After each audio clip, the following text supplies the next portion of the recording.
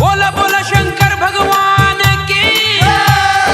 फटकी भौजी जल चढ़ते पातर की भौजी जल चढ़ते पर की भौजी जल चढ़ते पहले ही रे सोम के कंचन इब्राहिमपुर माँ गायत्री रिकॉर्डिंग स्टूडियो। काबर लके बढ़त जते हाँ काबर लके बढ़त जते पढ़त जते ओम के छोटकी भौजी जल चढ़ते पहले ही रे सोम के बड़की भौजी जल चढ़ते पहले ही रे सोम के काबर लके बढ़त जते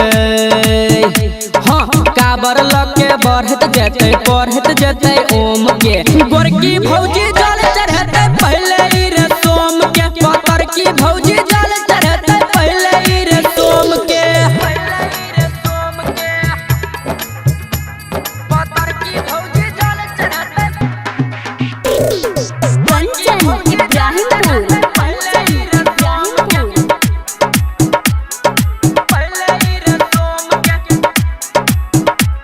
पातर की भौजी जल चढ़ते पहले ही रे सोम के गेरुआ रंग साड़ी पिन्ह चलत झटक के छौरा बम मुनसा बम चलत रे हट के हाँ गेरुआ रंग साड़ी पिन्ह चलत झटक के छौरा बम मुनसा बम चलत रे हट के हम देखलिए देवघर गेले हाँ हम देखलिए देवघर गेले अपना गामक डोम के आ छोटकी भौजी जल चढ़ते पहले ही रे सोम के आ बड़की भौजी जल चढ़ते पहले ही रे सोम के पहले ही रे सोम के